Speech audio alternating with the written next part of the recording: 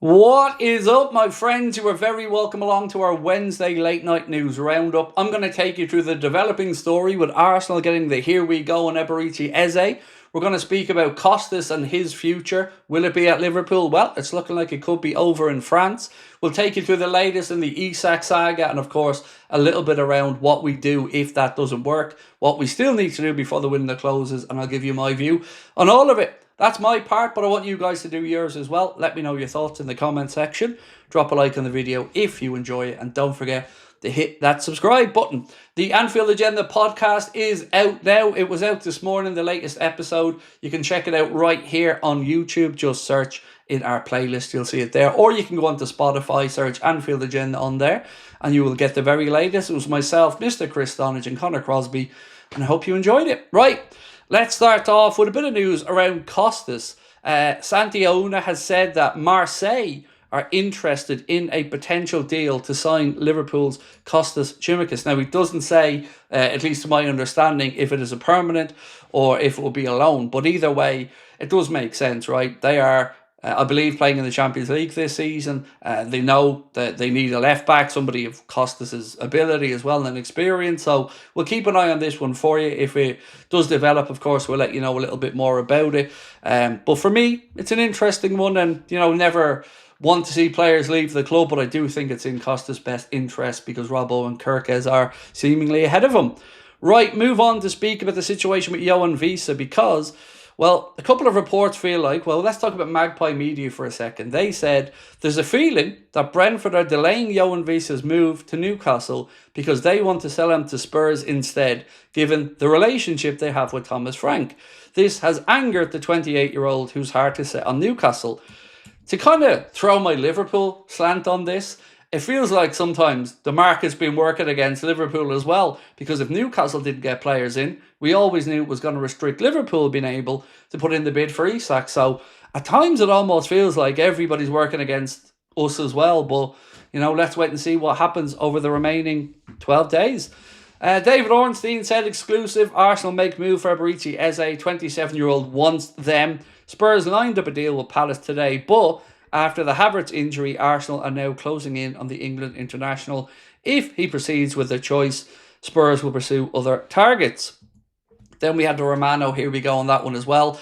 Ornstein said Arsenal reached agreement in principle with Crystal Palace to sign EZE, deal worth around the £68 million that was in the expired release clause. Look, to me, I've spoken about what other clubs have and haven't done this summer, what has worried me and what hasn't. Arsenal signing EZE is a concern because he's a really good player that has the magic to change games.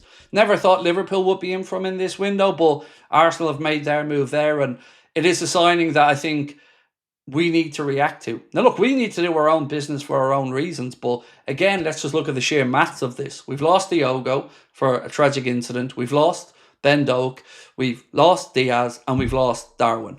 So that's 4 out, and we've brought 1 in. If we're being realistic, Ekitike. We've upgraded Rio Ngamoa to the first team, and there's talk that Chiesa is going to get more minutes. But ultimately, Chiesa is not match fit yet, and it's going to take months for that to come back into his legs.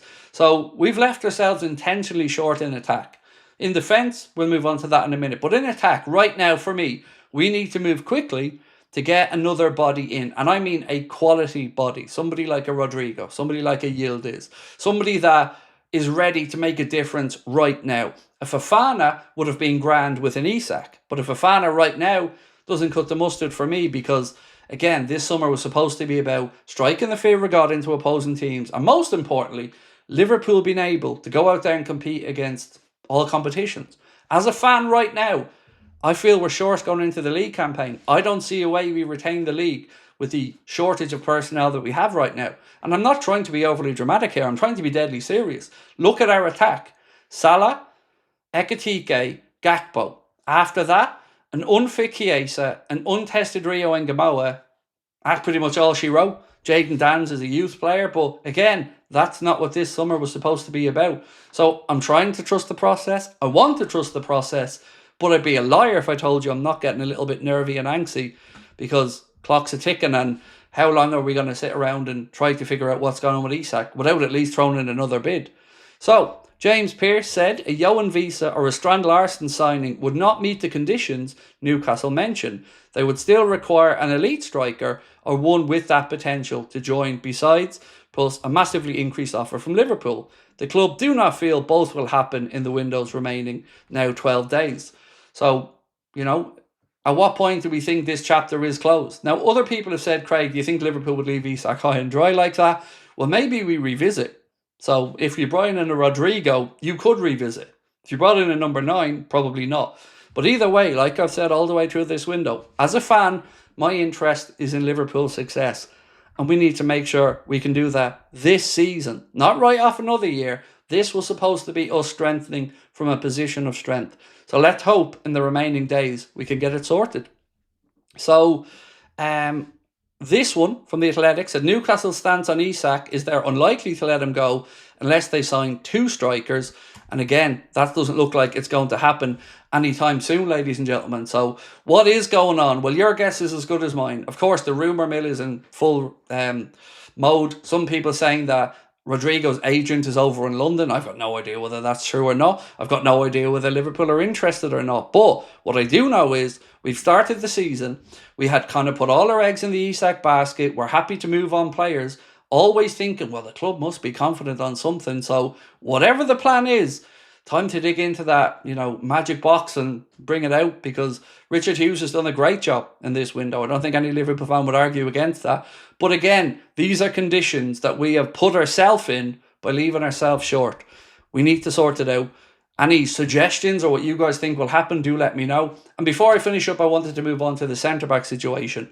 Leone, I can't really say too much about yet because we haven't seen him, but we do know he is thought of as being a here and now player. So for me, the big concern now is the Ibrahim Konate situation and the Mark Gay situation. And here's what I would do, as I mentioned on the stream tonight. It is a bit fantasy football manager, but hear me out.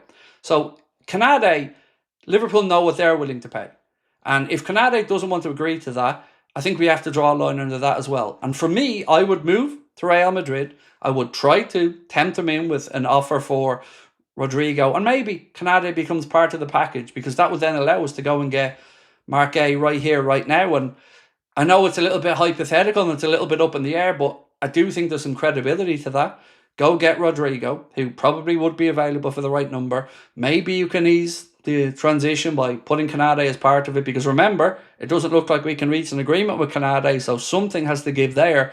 And Mark Gay is still sitting around waiting. So that's what I would suggest. But let's see if we do trust the process and see what happens over the remaining 12 days of the window, because it's starting to get the squeaky bum time for me. But I don't know, maybe I'm on my own here. Do let me know your thoughts in the comment section, and I will see you guys tomorrow. Same time, same place. Bye-bye.